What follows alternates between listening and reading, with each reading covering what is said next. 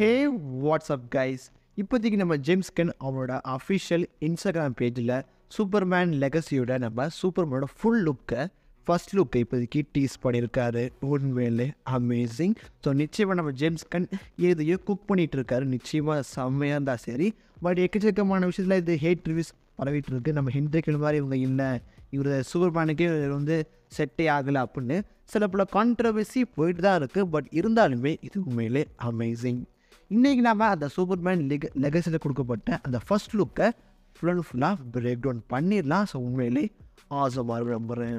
First of all சூப்பர்மேனாக play பண்ண போது நம்ம டேவின் கான்ஸ்டன்ட் உண்மையிலே அதுக்கு செம்ம ஃபிட்டாக இருக்கார். ஹென்ரி கேவில் மாதிரி கிடையாது, இருந்தாலுமே அந்த சூப்பர்மேன் இதுக்கு அவர் செம்மையாக ஆக்ட் ஆகிறாரு.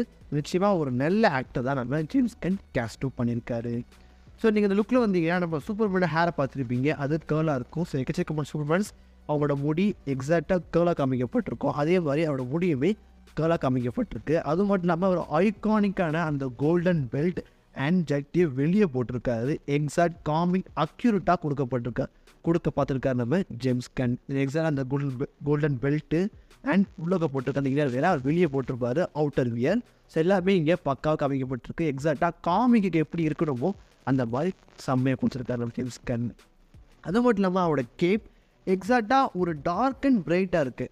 ரொம்பவும் பிரைட்டாக இல்லை, ரொம்ப டார்க்காக இல்லை, ஒரு ரெண்டுமே கலந்த மாதிரி கொடுக்கப்பட்டிருக்கு. ஸோ எக்ஸாக்டாக ஹென்ரி கேவில் சூப்பர்மேன் எப்படி பார்த்தோமோ அது ஃபுல்லாகவே ஒரு டார்க்காக இருக்கும். பட் இது டார்க் அண்ட் பிரைட் கலந்து நம்ம ஜேம்ஸ் கன்னோட ஒரு குட்டி விஷயம்லாம் கலந்து ஒரு வேறமே இருக்குது. ஸோ உண்மையிலே அந்த கேப்பே அவசரமாக இருக்குது. ஸோ ஃபுல்லாக மறைச்சிருக்கு. அப்படி இருந்தாலுமே அந்த கேப்பை நீங்கள் நல்லாவே பார்க்கலாம். அண்ட் அவரோட காலர், அவர் கருத்துப்படி காலர் பாருங்களேன், எக்ஸாக்டாக இப்போதைக்கு நியூ 52 காமிக்கப்பட்ட அந்த காமிக்கில் காமிக்கப்பட்ட சூப்பர்மேனோட எக்ஸாக்ட் லுக். இப்போதைக்கு நம்ம டிசி காமிக்கில் ரீவ்ட் ஆனதுக்கப்புறம் நம்ம சூப்பரோட காலர் இப்படி தான் இருக்கும். ஸோ கருத்து நெரிச்ச மாதிரி காமிக்கப்பட்டிருக்கும், அது எக்ஸாக்டாக கொடுக்கப்பட்டிருக்கு.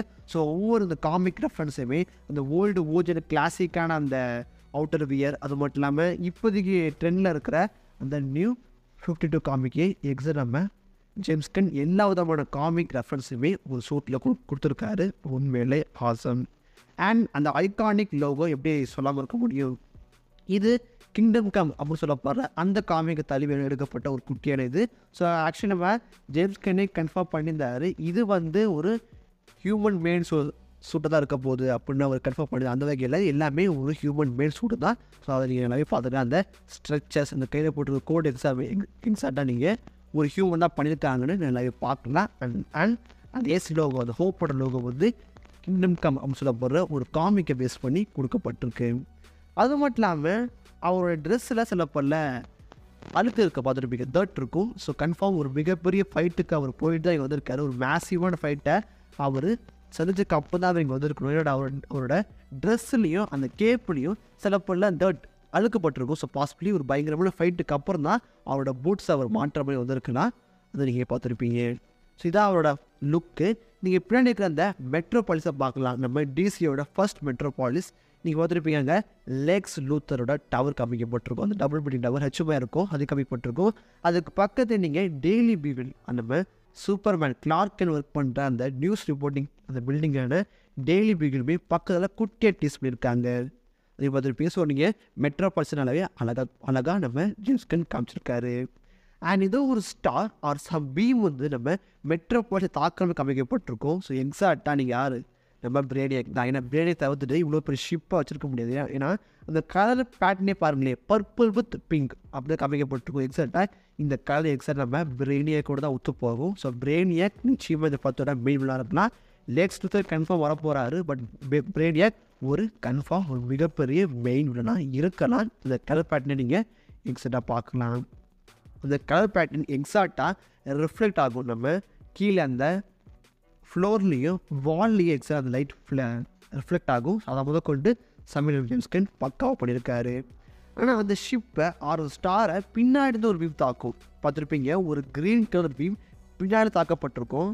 இது நம்ம Guy Gardner version of Green Lantern. So இந்த படத்தில் நம்ம க்ரீன் லேட்டன் வரப்போதான் ஒரு குட்டி ரூமர் எப்போயோ கிளம்பிருந்துச்சு. அதை கன்ஃபார்ம் பண்ணுற வகையில் அந்த மிகப்பெரிய ஸ்டார் அந்த பீம் அனுப்புகிற அந்த ஷிப்பை பின்னாடிருந்து ஒரு பீம் அட்டாக் பண்ணுது. நிச்சயமாக அது நம்ம Guy Gardner version of Green Lantern. So நிச்சயமாக க்ரீன் லேட்டன் அந்த படத்தை எடுக்க போகிறாங்க.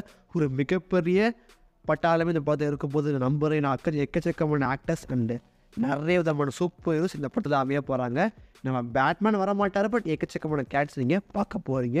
ஸோ நிச்சயமாக இது க்ரீன் லேண்டன் தான். ஏன்னா நீங்கள் அந்த பச்சை கலர் பீம் அதுக்கு எதிராக அந்த பீம் வந்து மெட்ரோ பச்சை தாக்கும், அதுக்கு பின்னாடி ஒரு பீம் தாக்கும். ஸோ நிச்சயமாக அது நம்ம க்ரீன் லேண்டன். ஸோ நிச்சயம் இந்த படம் உண்மையிலே ஆசமாக இருக்கும் போது நம்ம ஜேம்ஸ் கன் எதையோ குக் பண்ணிகிட்ருக்காரு. நிச்சயமாக அது செம்மையாக வந்தால் உண்மையிலே ஆசமாக இருக்கும். பட் மொக்கையாக வந்தால் எக்கச்சக்கமான ஹேட் ரிவ்யூஸை நிச்சயம் பெறும். அதுக்கப்புறம் டிசி மேலே எதிர்க்க வாய்ப்பே கிடையாது. இப்போவே எக்கச்சக்கமான நெகட்டிவ் ரிவ்யூஸ் போயிட்டுருக்கு. ஹென்ரி கிழமை இவர் இல்லை அப்படின்னு போயிட்டுருக்கு. நிச்சயம் இருக்க முடியாது, அவர் வேறு இவர் வேறு. பட் எனக்கு கன்ஃபார்ம் பிடிச்சிருக்கு. அது மட்டும் இல்லாமல் உங்களோட தாட்ஸை மறக்காமல் கீழே கமெண்ட் பண்ணுங்கள். நிச்சயமாக தெரிஞ்சுப்போம். அண்டில் பாய்.